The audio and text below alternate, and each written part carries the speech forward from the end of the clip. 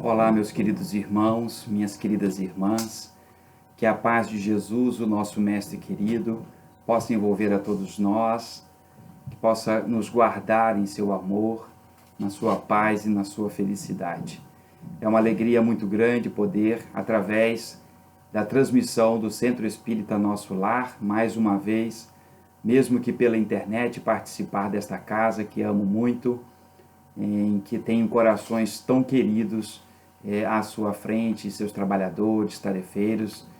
É um grupo que eu gosto muito de visitar. Todo mundo sabe disso, não é mentira para ninguém. E eu gostaria de agradecer mais uma vez por esta oportunidade de estarmos novamente juntos, com os nossos corações e mentes vinculados ao nosso querido Centro Espírita Nosso Lar, de Inoã, em Maricá. Então, para iniciarmos a minha fala, que escolhi falar sobre a questão do domínio espiritual, para refletirmos um pouco sobre o nosso comportamento diante de tantas situações nas quais nós convivemos na nossa realidade, no nosso momento atual, no momento em que necessitamos ficar afastados fisicamente, mas que não estamos afastados mentalmente e nem espiritualmente das coisas de Deus. Então, para iniciar, vou fazer a leitura de uma página do livro Fonte Viva, na psicografia do nosso querido Chico Xavier. O livro é de Emmanuel. A página se intitula Não te perturbes. E o mandamento que era para a vida, achei eu que me era para a morte. São palavras de Paulo, registradas em Romanos, capítulo 7, versículo 10. E Emmanuel nos diz assim: se perguntássemos ao grão de trigo que opinião alimenta acerca do moinho, naturalmente responderia que dentro dele encontra a casa de tortura em que se aflige e sofre. No entanto, é de lá que ele se ausenta aprimorado para a glória do pão na subsistência do mundo. Se indagássemos da madeira com respeito ao serrote, informaria que nele identifica o algoz de todos os momentos a dilacelar-lhe as entranhas. Todavia, sob o patrocínio do suposto verdugo, faz-se delicada e útil para servir em atividades sempre mais nobres. Se consultarmos a pedra com alusão ao buril, certo esclarecerá que descobriu nele o detestável perseguidor de sua tranquilidade a feri-la, desapiedado dia e noite. Entretanto, é dos golpes dele que se eleva aos tesouros terrestres, aperfeiçoada e brilhante. Assim a alma, assim a luta.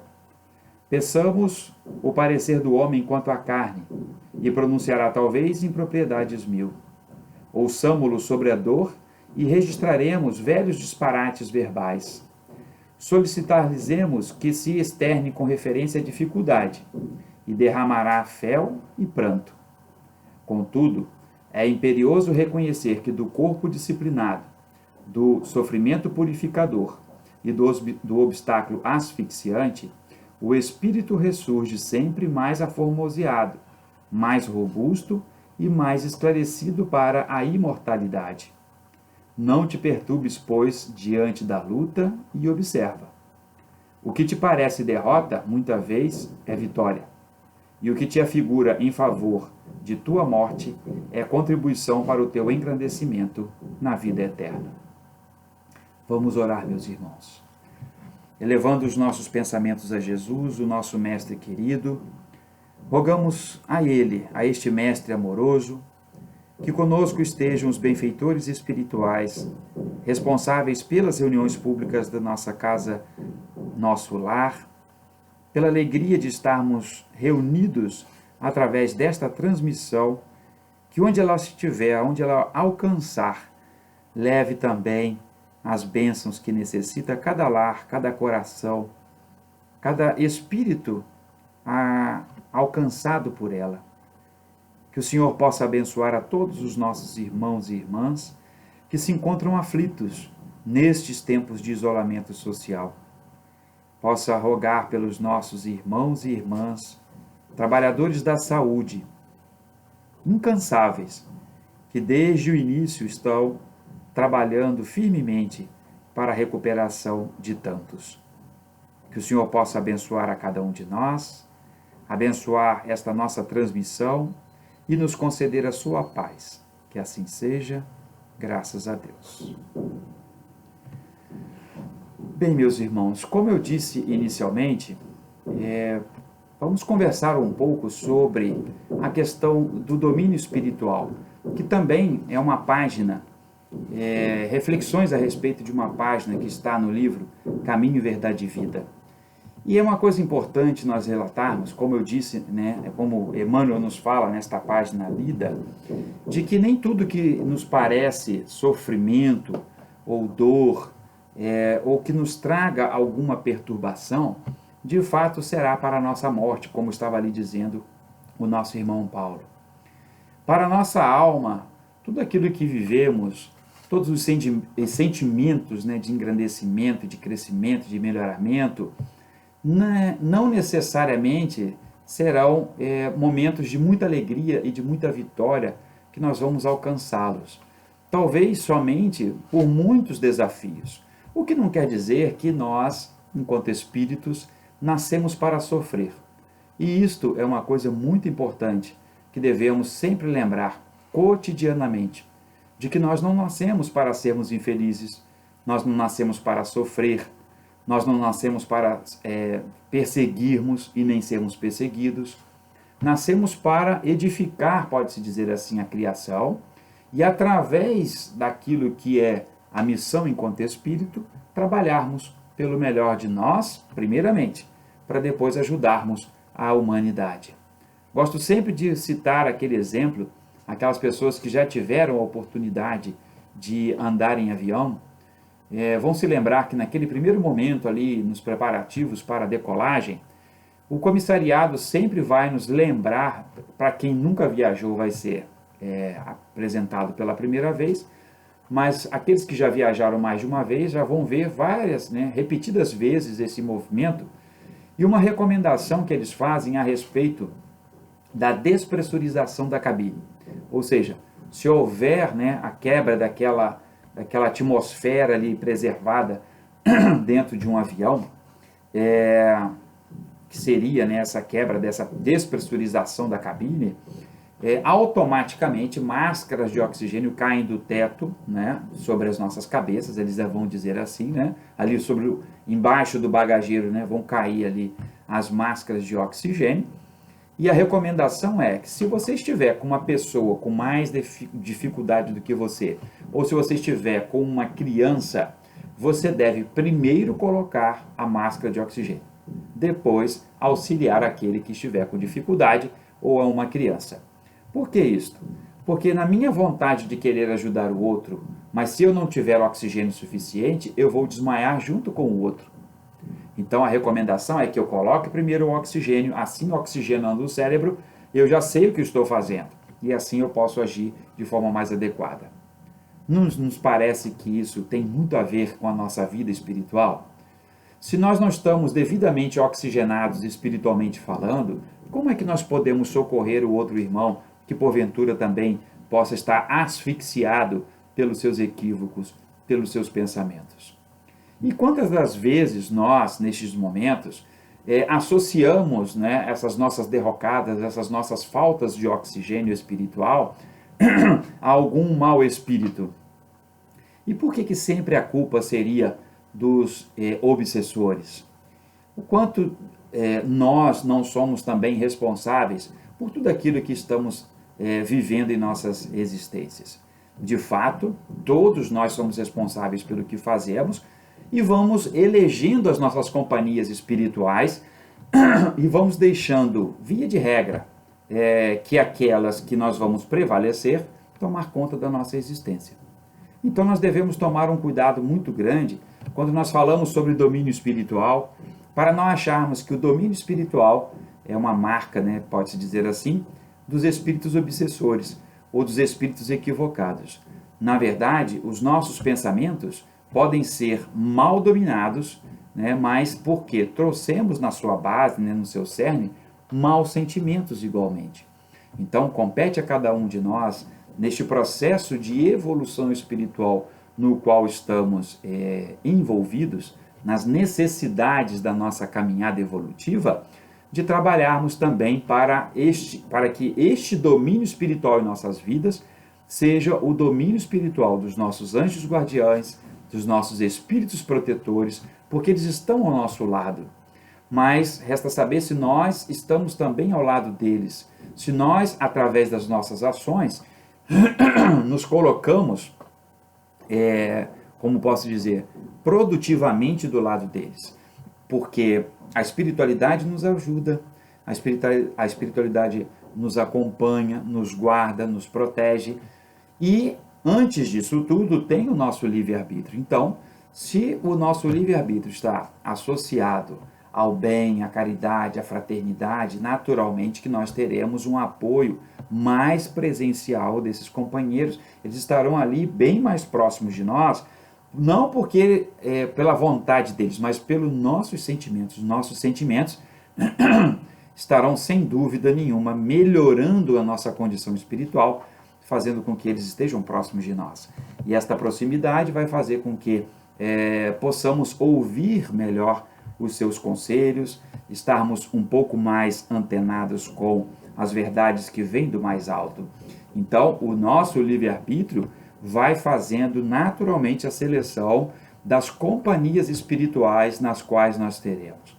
É, como nos disse Paulo, a nossa nuvem de testemunhas. Mas ele não disse que esta nuvem de testemunhas seria uma nuvem de más testemunhas. Ele disse que é uma nuvem de testemunhas. E em como todo processo, eu também gosto de lembrar, nós temos as testemunhas de defesa e temos as testemunhas de acusação. E nós, de acordo com o nosso andar, né, nesta caminhada, nesta existência, nós vamos elegendo mais um grupo determinado de testemunhas nesta nuvem do que outro. Nós, através das nossas ações, vamos optando, né, pode-se assim dizer, pela companhia dos maus espíritos, ou vamos optar pela companhia dos bons espíritos, graças às melhores opções que nós tenhamos feito na nossa caminhada. Então, quando nós falamos de domínio espiritual, é preciso refletirmos primeiro sobre de que domínio espiritual nós estamos falando, e do livre-arbítrio que cada um de nós tem para exatamente escolher essas companhias. E esta escolha, naturalmente, terá consequências, como tudo em nossa vida tem consequência, não é mesmo? Nós optamos por viver na luz ou deixamos de viver na luz e vamos acompanhando as trevas. Quando nós optamos por sermos egoístas, por sermos preconceituosos, por sermos contra o estado de paz e de felicidade instaurada na vida de um irmão nosso, tudo isso faz com que nós, espíritos, sejamos responsabilizados pelo que fazemos e pelo que deixamos de fazer. Sempre lembrando a recomendação dos espíritos, que é bom sempre fazer o bem, porque seremos responsáveis por tudo o que acontecer pela falta do bem que nós tenhamos praticado. Então, é imprescindível, pode-se dizer, que em nossas vidas escolhamos o bem, a fraternidade e a paz. Este livro que eu falei, O Caminho, Verdade e Vida, ele é de 1948 a 1949. Ele foi ditado por Emmanuel a Chico Xavier e é composto por 180 mensagens. E, dentre elas, tem esta que eu trouxe para esta reflexão, que vai falar sobre o domínio espiritual. E uma coisa interessante também de se lembrar a respeito do livro Caminho, Verdade e Vida, é que ele já está... ele é um dos 50 livros, né, dos 50 primeiros livros psicografados do nosso querido Chico Xavier. Então, é interessante vermos que esta obra, que com mais de 70 anos, continua tão atual, trazendo-nos para nós sempre boas reflexões, né? Ela compõe, como eu disse, também a chamada coleção Fonte Viva, e eu tinha lido, né, inicialmente a página aqui do livro Fonte Viva, que dá origem a esta coleção, né? E esta mensagem que nós vamos estudar e refletir um pouco, né, nesta transmissão, é exatamente do livro Caminho, Verdade e Vida. E existe uma frase, né, uma peculiaridade também de toda desta coleção Fonte Viva, que sempre parte de uma frase do Evangelho, das cartas de Paulo, umas poucas citações do Antigo Testamento, é verdade, ainda tem. Temos até do Apocalipse, né, que é o último livro da Bíblia. Mas nesta questão em si, que nós vamos falar sobre o domínio espiritual, é uma passagem do Evangelho de João, no capítulo 16. Encontra-se no versículo 32, que diz assim: Eis que chega a hora, e já se aproxima, em que vós sereis dispersos, cada um para a sua parte, e me deixareis só. Mas não estou só, porque o Pai está comigo. Vamos ler novamente, né? Porque é tão bonita. Eis que chega a hora, e já se aproxima, em que vós sereis dispersos, cada um para a sua parte, e me deixareis só. Mas não estou só, porque o Pai está comigo. Está registrado em João, capítulo 16, versículo 32. E este pode-se dizer que é o célebre, né, capítulo 16 do Evangelho de João Evangelista, porque nele nós, nesses trechos, né, no capítulo 15, 16, 14 já começa ali Jesus preparando a sua partida, preparando, né, conversando ali com os seus apóstolos, naquela que ficou conhecida como a Santa Ceia, às vésperas da sua crucificação, em que Jesus deixa o seu legado, né, de reprodução, lava os pés dos seus discípulos, mostrando, né, ele vai dizer que aquele que quisesse, né, ser Senhor, que fosse primeiro servidor de todos. Então sem sombra de dúvidas, um momento ali no Evangelho que é fantástico, é belíssimo, vale a pena voltarmos e relermos esse trecho em quantas tantas oportunidades tivermos. Mas o destaque para a leitura e os comentários de Emmanuel é exatamente a última parte do versículo. Não estou só, porque o Pai está comigo. E são palavras de Jesus.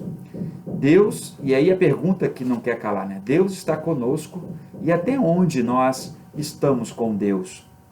Estamos com Deus nos nossos sofrimentos? Estamos com Deus nas nossas ações de falta de caridade, de falta de fraternidade? Ou, diante da tarefa espírita, estamos nós entregues, mesmo neste período de pandemia, de isolamento social, muitas das nossas atividades, o trabalho, por exemplo, quantos de nós não tivemos que continuar trabalhando, né, e fazendo o melhor que pudemos? E quantos de nós já não estamos, né, tomando cuidado, só vamos à rua quando necessariamente precisamos ir, sempre com máscara, sempre higienizado, para cuidar de nós mesmos e do próximo. O uso da máscara, qual a dificuldade de nós utilizarmos a máscara? Qual a dificuldade de aguardarmos um pouco mais para irmos para as noites? Nós não podemos esperar um pouco mais ainda para estarmos em ambientes nos quais nós não necessariamente precisávamos estar. Isso tudo é estar com Deus. É compreender que fazendo isso, eu estou me ajudando, assim como ajudando o meu próximo. Então, quando Jesus nos faz esta fala, né, não estou só, porque o Pai está comigo, nós também podemos repetir que não estamos sós, porque o Pai está conosco. Ele está conosco em todos os momentos e em todo o nosso trajeto, toda a nossa caminhada, Ele está conosco. Na verdade, está muito antes de sermos qualquer coisa. Esta que é a verdade.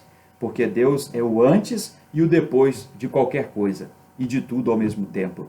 Então, quando nós ouvimos esta fala de Jesus, podemos nos incluir aí. Mas é importante lembrarmos que esta inclusão, ela requer, de fato, algumas atitudes. Nós precisamos mudar o nosso estado de alma.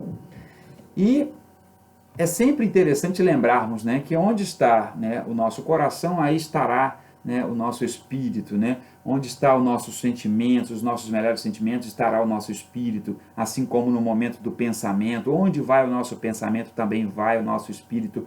Então é assim que nós, na nossa convivência diária, devemos refletir: aonde está o meu coração? Porque é nesses transes aflitivos que talvez nós vamos demonstrar, né, onde localizam as nossas forças exteriores. né, que na maioria das vezes podem subjugar a nossa alma. Aí já é Emmanuel nos falando, né? Nesses transes aflitivos que nós passamos. Quantos transes aflitivos nós não passamos? Atualmente estamos passando por um, porque ficamos aflitos. Certamente já tivemos um familiar, né, um amigo, um conhecido que infelizmente desencarnou em função deste vírus, né, que está aí nos atormentando. Outro que ficou doente, mas que graças a Deus se recuperou. Aquele outro que infelizmente não se recuperou, que seja devidamente socorrido pela espiritualidade, nós sabemos que vai ser socorrido e amparado. Quer dizer, quantas aflições a gente não passa? E o próprio Cristo disse que nós teríamos no mundo aflições, que deveríamos ter bom ânimo. Então, mesmo nesses momentos, né, nós devemos buscar, e aí focar, né, nesses momentos aflitivos, devemos buscar as nossas forças exteriores, aonde elas estão fundadas, né? Onde estão os nossos melhores sentimentos? Eles ocupam um lugar de destaque? Nós podemos falar de onde verdadeiramente eles estão e qual o sentimento que nos anima? Então é nesse sentido que Emmanuel vai nos chamar a atenção nesta interpretação, pode-se dizer assim, desta frase de Jesus, né? Por quê? Via de regra, somos chamados a dar testemunho da nossa fé. Somos chamados a todo instante a darmos testemunho daquilo que nós já conhecemos da doutrina espírita. Porque, meus irmãos, todos nós já compreendemos a questão da reencarnação. Muitos de nós já até respiram aliviados por saber que teremos ainda outras existências. Mas não podemos ter tantas existências ao nosso bel prazer, porque somos chamados a esta conversão, a esta melhoria, a esta transformação. Então depende de nós neste momento, refletirmos o quanto compete a cada um de nós, né, sermos testemunhos, né, como aí o próprio Paulo vai nos falar também das cartas vivas do Evangelho. O que é uma carta viva do Evangelho? É aquele que se posiciona a favor dos aflitos, dos necessitados, dos que estão caídos no caminho. Então não é possível sobrevivermos mais neste mundo ou fazermos com que o próprio mundo complete esse processo de transição para um plano de regeneração se nós não formos espíritos regenerados. Então o nosso dar testemunho hoje é compreendermos as necessidades do nosso irmão, tendo compreendido as nossas necessidades primeiramente, a história lá do oxigênio, né? Primeiro eu me oxigeno espiritualmente, pelo Evangelho do Cristo, pela doutrina dos Espíritos, e em todos os melhores sentimentos que a vida pode nos conceder, para que eu possa mudar o aspecto, né, da realidade espiritual do planeta que nós estamos vivendo. Mas é para agora, é imediato. E aí Emmanuel nos fala assim, que nas grandes horas de testemunho, no sofrimento ou na morte, os avarentos clamam pelas posses efêmeras, os arbitrários exigem a obediência de que se julgam credores. Os sentimentalistas reclamam o objeto de suas afeições. Então observem que naquela hora, né, do aperto, né, vamos dizer assim, mais popularmente falando, é que cada um vai correr para a realidade em que tem mais base. Então se você ainda está muito, né, avarento, e aí a gente vai entender também o avarento não só das questões financeiras, mas o de cultura, o de amor, o de fraternidade, que é aquele que se fecha muito em si, não se permite amar e nem ser amado, é natural que vá sofrer neste momento. Mas é sempre por posses de coisas efêmeras, de coisas que não vão necessariamente garantir a sua evolução. Aos arbitrários, sempre a obediência, né? Ele faz o que quer e acha que todo mundo tem que admitir. E hoje nós vemos muito isso, né? A grosseria, né? A indelicadeza ser confundida com liberdade de expressão. A liberdade de expressão é garantida a todos nós. Mas se essa minha liberdade de expressão ela é ofensiva, ela é depreciativa, até onde vai então essa minha liberdade, não é mesmo? Ou que melhor, que direito eu tenho de usufruir desta liberdade se eu estou usando-a para ferir o próximo? Aí, neste caso, já começo a comprometer esta liberdade. Porque eu não posso, através do meu pensamento, através do meu posicionamento, seja ele social, político, sexual, seja lá qual for, ofender qualquer outra categoria, qualquer outro grupo, qualquer outra irmandade. Os preconceitos, por exemplo, de religião, a intolerância religiosa está campeando. Então, na hora que eu coloco o meu posicionamento, eu tenho o direito de me posicionar, mas que o meu posicionamento seja um posicionamento saudável. Livre-arbítrio em fazer isso, nós temos, todos nós temos o livre-arbítrio. Mas como liberdade que temos, também temos os compromissos enquanto espíritos. Então, devemos muito bem cuidar disso que nós estamos vivendo. E os super sentimentalistas, como vai chamar Emmanuel, vai reclamar das suas afeições, ou seja, como criança mimada. Uma criança mimada não se contenta jamais com aquilo que ela, até um segundo atrás, estava pedindo, porque assim que ela consegue, ela passa para uma nova crise, né, pode-se dizer assim, e começa a reclamar sobre outra coisa. Assim somos nós espiritualmente, né? Como crianças arteiras, né? Como crianças pirracentas, que ficamos insistindo naquilo que a gente hoje já sabe que não vai dar certo. No caso da criança, ainda tem ali, pode-se dizer ainda, né, um resguardozinho, porque está ali o espírito retomando, né, a convivência espiritual na matéria, e ela é realmente desafiadora. Mas nós, agora já adultos, não precisamos mais ficar como criança pirracenta, não é mesmo? Mas às vezes nós ficamos, e aí nos momentos de mais dificuldade clamamos a Deus, mas nos momentos de alegria esquecemos de Deus. E Emmanuel vai nos falar sobre exatamente a necessidade de provermos o nosso interior com os suprimentos necessários para que na hora da aprovação nós tenhamos muito recurso. Porque nós temos recursos dentro de nós. É como quando nós trabalhamos, né, ou melhor, quando nós estudamos para uma profissão, e quando normalmente acontece, né, a gente vê alguns alunos falarem isso quando termina a faculdade, e sai com aquela síndrome de que nada sei. Porque fica né, esta impressão, a gente termina ali 4, às vezes 5 anos, dependendo do curso, até mais tempo, terminamos o curso, formamos e aí dá aquele estado de choque. Ora, e agora? O que eu vou fazer? Meu Deus, será que eu sei mesmo fazer o que eu preciso fazer? Por que acontece isso? Porque nós ainda não fomos colocados à prova. Nós ainda não entramos, pode-se dizer assim, no mercado de fato. Porque quando a gente entra, tudo aquilo que nós aprendemos vem à tona, né? Vem ao nosso pensamento e nós vamos agindo naturalmente. Em todas as profissões nós vemos isso, não é mesmo?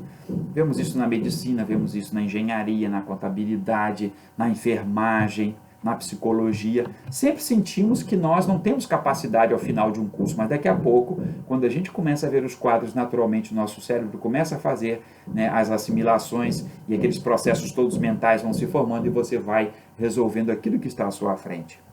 Nas questões do espírito e nas dificuldades, né, nos desafios da vida, se nós temos muito do Evangelho de Jesus e muito da doutrina dos Espíritos, naturalmente que nós teremos recursos para as horas mais difíceis. Emmanuel vai nos dizer assim, que Jesus, todavia, no campo supremo das últimas horas terrestres, mostra-se absoluto Senhor de si mesmo, ensinando-nos a sublime identificação com os propósitos do Pai, como o mais avançado recurso de domínio próprio. Então, Emmanuel aqui faz a referência porque Jesus, quando faz aquela citação, estava fazendo nas vésperas da sua crucificação. Ele sabia do que ia acontecer. Mais tarde até, ele vai pedir ao Pai para que seja-lhe afastado aquele cálice, mas que não fosse feita a vontade dele, Jesus, mas a de Deus que está no céu. Por isso que Emmanuel aqui vai falar da identificação com os propósitos do Pai. Olha que coisa interessante. Porque quando eu tenho a identificação com os propósitos de Deus, naturalmente, diante das dificuldades, eu vou compreender, mesmo no sofrimento, mesmo na lágrima, mesmo na saudade, que eu estou aqui porque a vontade de Deus é que prevalece. Eu costumo dizer o seguinte, que existem desafios que a gente não quer passar na vida. A gente não quer. É exemplo do que eu falei, né? Jesus pediu, olha, Senhor, se é possível, afasta de mim este cálice, mas que não seja feita a minha vontade, mas a tua que está no céu. E em nenhum momento, né, Deus abandonou Jesus. Em nenhum momento. Há lá uma tradução, né, naquele momento final, né, de que Deus teria me abandonado, né, que Jesus pergunta, né, por que me abandonastes? Mas Deus não abandonou ele. A gente sabe disso. E talvez aí a gente tivesse que fazer um outro estudo à parte sobre esta frase também, né? Mas, voltando aqui ao tema, essa identificação com os propósitos do Pai é sabermos que tudo está de acordo com a vontade de Deus quando essas coisas chegam até nós. Agora, também é preciso observar se o que chega até nós não é resultado de uma nossa ação imprevidente. Se nós fomos imprevidentes, fomos imprudentes em alguma coisa e aí vem até nós, né, a repercussão dessa nossa ação, então aqui não está o propósito de Deus, mas a consequência das nossas ações. Que também, lá no fundinho, dependendo da forma como nós ultrapassarmos esta dificuldade, nós naturalmente também vamos nos mostrar eficientes diante daquilo que vivemos. Então, meus irmãos, esta identificação com Deus, ela vem quando nós temos consciência da vontade de Deus. Porque se a vontade de Deus se faz diante de nós, em várias circunstâncias, e nós não damos conta disso, é natural que nós vamos sofrer mais. É natural que tenhamos mais dificuldades para vencermos a nós mesmos e para ajudar o mundo a ser melhor. Porque está precisando, não está, meus irmãos? Nós estamos precisando de gente assim com disposição para fazer a diferença.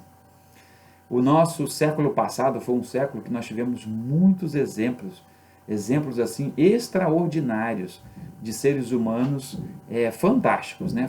O famoso fora de série. Mas eles deixaram as suas lições para que nós, neste século, pudéssemos refazer. Porque nós estamos carentes, muito carentes, né, de símbolos, né, de pessoas que abracem de fato a causa do aflito. Está faltando gente no mundo. Existem sim, um aqui e outro ali, mas não tantos como nós tivemos no século passado. Este século, parece-nos, né, que a espiritualidade remeteu a nós a responsabilidade, porque se nós tivemos tantos líderes, né, maravilhosos em todos os segmentos, eu diria, não só religiosos, mas políticos, né, sociais de uma forma geral, é natural que agora está na hora de colocarmos aquelas lições em prática. Por quê? Precisamos enriquecer este mundo. O mundo anda muito empobrecido de ações no bem e na caridade. E aquelas que são pequeninas devem ser propagadas. A gente sabe que deve guardar aquilo que nós fazemos, né? Que a nossa mão direita não sabe o que faz a esquerda e vice-versa. Mas é imprescindível que manifestemos o bem aonde ele estiver, para que o mal possa aos poucos ir apagando com o tempo. É isso que a gente precisa. A gente precisa tornar o mundo mais rico de pessoas amáveis, de pessoas de bem. Nós precisamos fazer isso. E nós podemos, fazendo a nossa parte que nos cabe dentro deste processo de transformação. Porque essa é a segunda função que nós temos no objetivo da nossa encarnação. O primeiro é alcançarmos a evolução.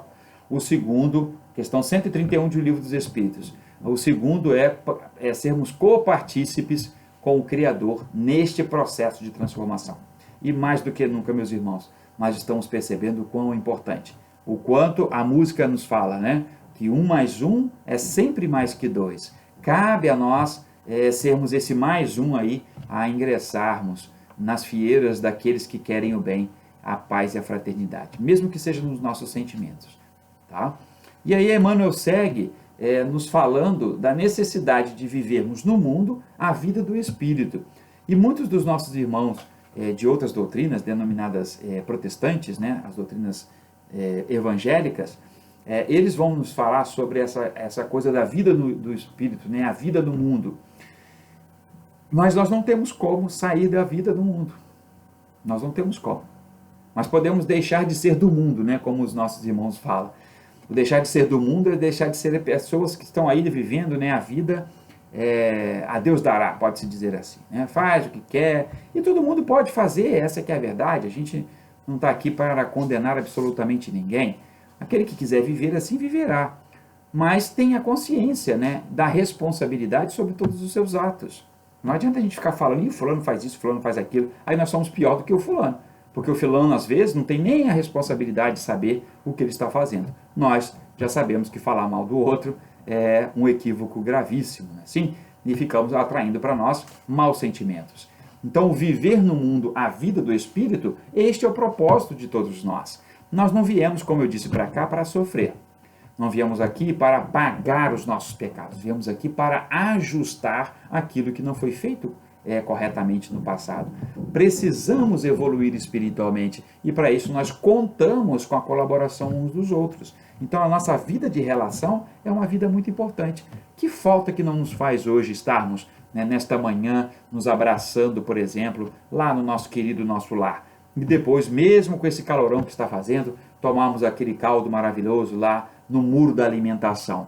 Não é assim? Olha que coisa fantástica. Estamos sentindo falta disto, mas nem por isso vamos deixar de fazer a nossa parte no mundo neste momento.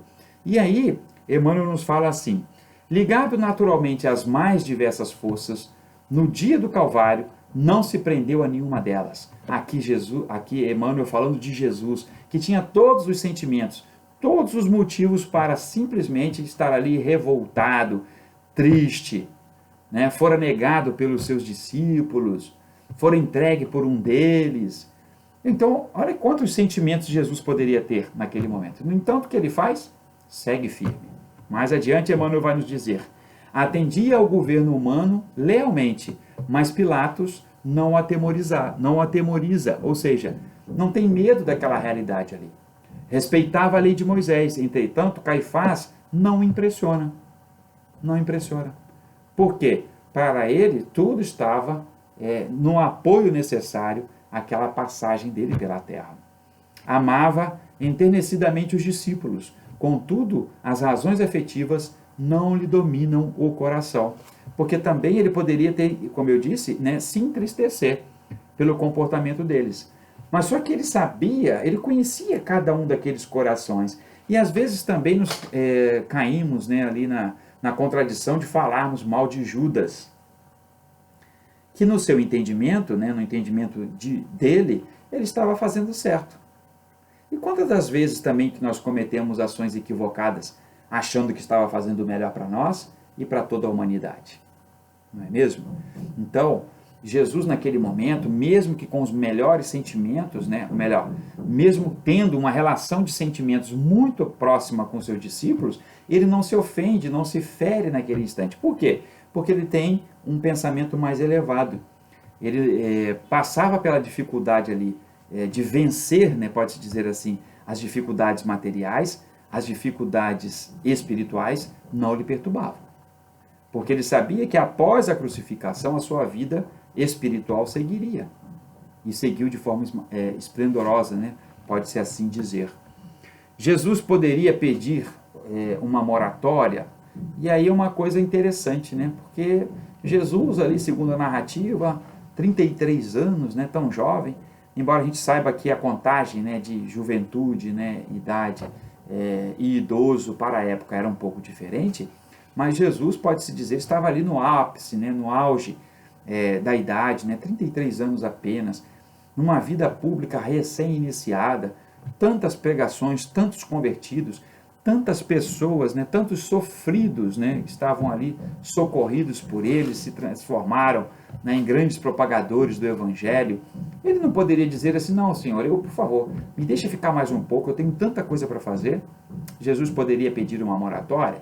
Será que seria adequado? E aí Emmanuel nos fala que Jesus cultivava com admirável devotamento o seu trabalho de instruir e socorrer e curar e consolar. No entanto, a possibilidade de permanecer não lhe seduz o espírito. Olha que coisa interessante. Emmanuel capta, né, ali no sentimento de Jesus: não, eu fiz o que tinha que ser feito. E foi o tempo necessário, né, para que deixasse para nós um legado que até hoje é motivo de transformação, é motivo de debates, é motivo de esclarecimento, de consolo e, acima de tudo, de apoio aos mais necessitados. Então ele poderia pedir uma moratória? Poderia, mas não vemos necessidade para isso. E como diz aqui Emmanuel, ele não seduz a ele essa condição, porque também alguns céticos, né, poderiam dizer, olha, e alguns disseram para ele lá naquele dia, né, olha, se você é o rei dos reis, né, solta daí, né, se liberta desta cruz, ué. Não é assim? Porque para nós, essas coisas mais imediatas é que dariam a Jesus, né, o grande, né, superpoder que muitos de nós até hoje ainda esperamos. Era o superpoder de ter se salvo da cruz. O superpoder, né, de ter feito com que toda aquela multidão que preferiu Barrabás fosse ali na hora castigada. Porque esse, às vezes, é o nosso sentimento.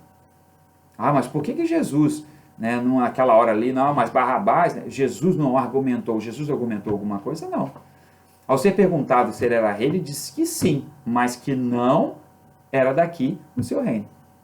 Rei ele era, mas não dali, não daquele ambiente, não daquele momento, não daquela circunstância terrível que o colocaram ali, porque ele jamais procederia assim com os seus julgamentos. Na verdade, eles nem sequer julgavam, não é mesmo? Porque todo aquele que chegava perto dele, caído que estivesse, ele só dizia uma coisa, né? Vai e não tornes a pecar. Perguntava apenas uma a outra, né? O que queres que eu te faça? E a pessoa ali naquele instante pedia, olha, eu quero que fique curado, eu quero que fique limpo, eu quero que, né, que o meu servo fique bom, que o meu irmão retorne à vida. Era assim? Então ele em nenhum momento falou assim, olha, você está assim por causa disso, você está assim por causa daquilo, nada disso. Então ele sempre curava e atendia aqueles ali que fossem estivessem arrependidos daquilo que tinham feito. Então ele os curava e pedia para que não repetissem mais aquilo que tinham feito, para que não sofressem por aquilo ou por coisa pior. Então ele poderia ter pedido, deixa eu ficar mais um pouquinho, tá tão bom aqui, tá tão boa aqui a vida, né?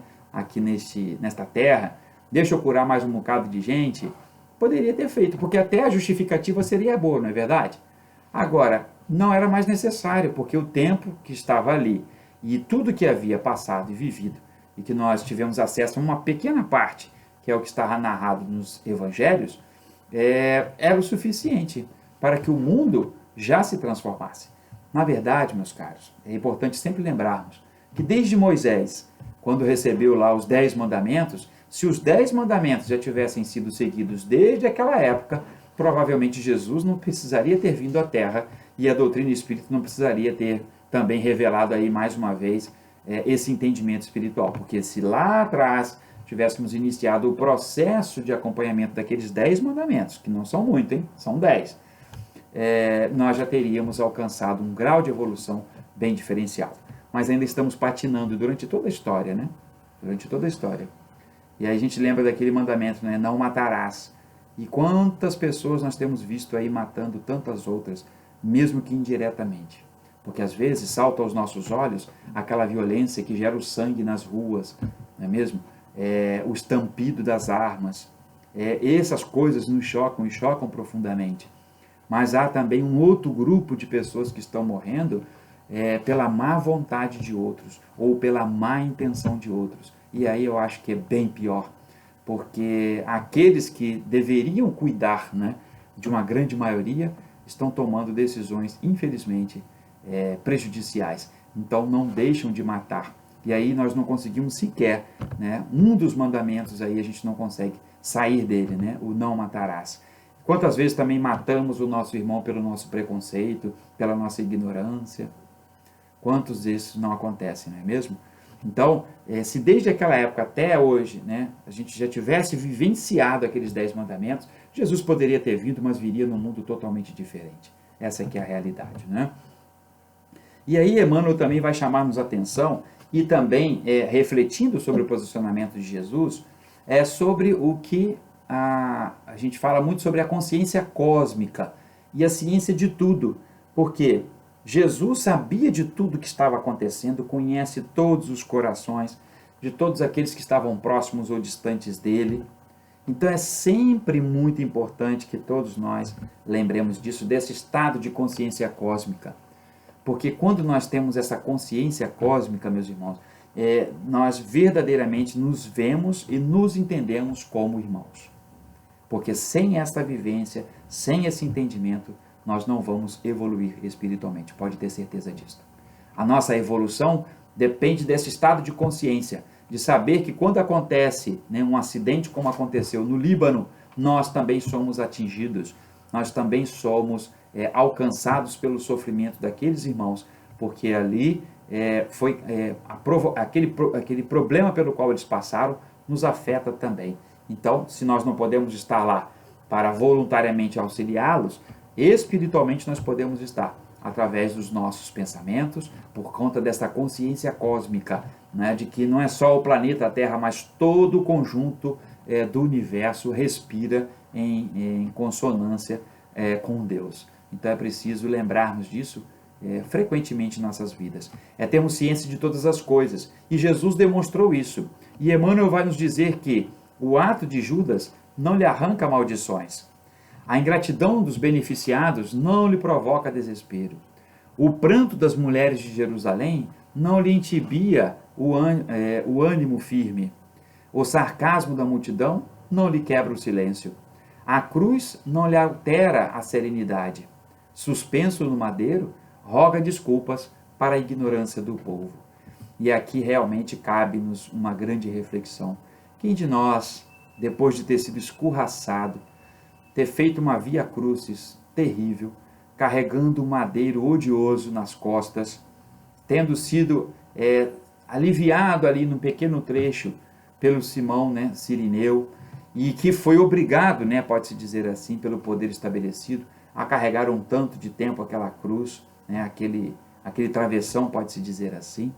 Quanto desse sofrimento, quanto dessas realidades nós já não estaríamos praguejando todos ali pelo meio do caminho afora. E ele, no entanto, mesmo sabendo de todas essas coisas, ele não se afeta, não se prejudica a si mesmo. Por quê? Ele já sabia do estado de consciência no qual todos aqueles, como citados aqui por Emmanuel, já se encontravam e que mais tarde teriam consciências daquilo que viveram e modificariam, transformariam-se para melhor. A gente sabe disso. Porque a gente parar Judas lá no tempo, achando que o que ele fez estava errado, que estava certo, isso aí é uma outra discussão, mas se a gente ainda acha que aquele Judas é o mesmo, nós estamos muito atrasados. Nós ainda não entendemos a progressão dos espíritos. Nós temos informação, inclusive, de que ele já fez muito pela própria causa do cristianismo, então sem sombra de dúvidas, um grande colaborador. E Emmanuel segue, então, falando sobre a questão da identidade e fortaleza que Jesus tem em consonância com o domínio espiritual divino. Por isso o início da fala, o domínio espiritual que nós devemos ter é o domínio sobre nós mesmos e sobre todas as coisas que fizermos, que elas estejam em consonância com a divindade. Uma vez que esteja em consonância com a divindade, estaremos nós caminhando no rumo certo. E Emmanuel nos fala assim: sua lição de domínio espiritual é profunda e imperecível. Revela a necessidade de sermos nós mesmos nos transes mais escabrosos da vida, de consciência tranquila, elevada à divina justiça, e de coração fiel, dirigido pela divina vontade. Então precisamos estar com a nossa consciência conectada à divina justiça e o nosso coração dirigido pela divina vontade. Quando nós juntarmos esses dois sentimentos, a nossa consciência, o nosso pensamento, o nosso coração, ou seja, o nosso pensamento, a nossa ação, os nossos sentimentos, quando eles estiverem alinhados com a divina justiça e com a divina vontade, nós vamos então compreender, e criarmos esta identidade de fortaleza. Por quê? Não quer dizer com isso que não vamos chorar, que não vamos ter dificuldades, que não vamos sofrer com aquilo que passamos na nossa vida. Mas o nosso sofrimento vai nos reeducar, vai nos transformar, vai nos colocar numa condição mais elevada. Então, meus irmãos, que foquemos os nossos pensamentos, os nossos sentimentos para o domínio espiritual divino, para que os benfeitores espirituais encontrem em nossos corações e mentes um espaço para nós celebrarmos a vida, para que eles possam, encontrando no nosso pensamento e no nosso coração esta vontade, esta disposição de vencer, possamos nós, apoiados por eles, darmos continuidade ao trabalho da evangelização de todos nós, Nós, espíritos encarnados, aos espíritos desencarnados, aos nossos familiares, amigos, sem imposições, mas através da nossa vivência, do nosso amor, da nossa paz, da nossa felicidade. Quão bom é chegarmos num lugar e sermos bem recebidos. Quão bom é percebermos que as pessoas gostam de estar em nossa companhia. Aí, acho que é Madre Teresa que nos fala que nós temos a obrigação de que ao encontrarmos uma pessoa num estado de dificuldade, de necessidades, que ao sairmos de perto dela, que possamos deixar essa pessoa melhor do que quando a encontramos. Então, que esse seja um compromisso nosso, né, no nosso dia a dia, de acendermos luzes aonde formos, para que sejamos verdadeiramente luz do mundo e sal da terra. E para encerrar, meus irmãos, uma frase, né, de nossa querida Joana de Ângeles no livro Luz nas Trevas, na psicografia de Divaldo Pereira Franco. Ela nos diz assim: quando as dores de qualquer matiz encontram agasalho no recesso dos seres, e esses não identificam a sua finalidade, não entendendo a lei de causa e efeito, elas transformam-se em látego impiedoso, que dilacera a alma, atirando as suas vítimas no calabouço da revolta e do desespero. Se nós não compreendermos as lágrimas pelas quais nós passamos, dificilmente nós vamos compreender por que passamos. Porque também não adianta simplesmente viver ali na dificuldade ou passar pela dificuldade. É preciso compreender por que nós estamos passando por ela. Não falando mal de Deus, não maldizendo os nossos irmãos e irmãs, mas acreditando que na nossa vida, na nossa caminhada, só seremos felizes quando verdadeiramente compreendermos o porquê sofremos. E quando, no sofrimento, buscarmos dentro de cada um de nós aquilo que Deus trouxe para nós, né? Que está no nosso cerne, os Espíritos mesmos falam, está dentro de nós, a lei divina está ali na nossa consciência. Então basta despertarmos, através das melhores ações, os melhores sentimentos, para compreendermos que, mesmo nas dificuldades, nós estamos avançando espiritualmente, nós estamos progredindo espiritualmente, mas é preciso ter consciência para evitarmos os sofrimentos, porque na maioria das vezes eles foram causados por nós mesmos, se não nesta vida, em vidas anteriores. Então, meus irmãos, que fique para nós a alegria do domínio espiritual dos bons espíritos, que eles continuem a todos os dias, né, a nos auxiliar, nos guardar e nos proteger e a nos livrar de todos os males, da carne e do espírito. Que não nos faltem a coragem para seguirmos adiante, diante de tudo isso que nós estamos vivendo, mas sendo luz no mundo, né, para que aquele que se aproximar de nós possa ver em nós uma ação de bem, de caridade, de fraternidade. Nem sempre nós vamos agradar a todos, e nem sempre seremos agradados por todos, mas é neste ponto que precisamos refletir e ver o que aquele outro, com uma ação que me incomoda, que me chateia, o que ele está demonstrando para mim, ou se pelo menos já não está sinalizando de que fazendo daquele jeito eu estarei também afligindo muitas pessoas. Então, meus irmãos, que tenhamos nós a cobertura dos melhores domínios espirituais, que todos nós estejamos sempre sobre as bênçãos de Jesus, o nosso Mestre querido. Mais uma vez, eu gostaria de agradecer pela oportunidade de, através da transmissão do nosso lar, receber toda essa vibração positiva, né, todo este carinho, e poder também retribuí-lo de alguma forma, pela alegria de poder, mais uma vez, estar falando, né, para os corações queridos do Centro Espírita Nosso Lar. Agradeço pela oportunidade e, nesse momento, convido a todos a fazermos a nossa prece de agradecimento. Pai amado, bondoso Jesus, Mestre querido, benfeitores espirituais e anjos de guarda, agradecemos pela presença de cada um desses benfeitores em nossa caminhada. Agradecemos, Senhor Deus, pela presença de Jesus, desde o início de tudo aquilo que nós nem imaginamos, ele já estava lá, cuidando de tudo aquilo que nós mais tarde teríamos acesso, cuidando de cada um dos espaços deste planeta, colaborando para o equilíbrio no universo. Agradecemos por tudo, Deus, pela presença de Jesus, desses benfeitores espirituais, e rogo neste momento que, junto com todos os corações, peçamos pela humanidade, para que a nossa humanidade, Senhor, adoecida que se encontra, não só fisicamente, mas também espiritualmente, possa reconhecer na fraternidade, na alegria e no bem, aquilo que precisamos para enfrentarmos todos esses desafios.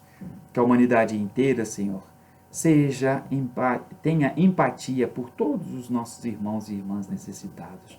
Que possamos fazer deste mundo um mundo melhor, transformado, de fato, regenerado pelas nossas ações no bem.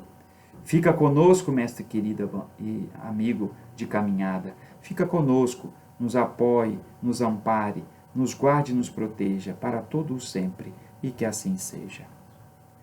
Meus queridos irmãos e irmãs, com muita alegria no meu coração, despeço-me de vocês, desejando que todos estejam bem, que fiquem bem, que estejam saudáveis, e aqueles que porventura não estiver tão saudável, que receba as bênçãos da cura, do alívio dos seus sofrimentos. Que Jesus possa abençoar a todos, meus irmãos, e nos conceder a sua paz, hoje e sempre, que assim seja. Muita paz a todos, muito obrigado pela paciência, muito obrigado pela oportunidade e pela atenção de vocês. Fiquem com Deus, fiquem em paz.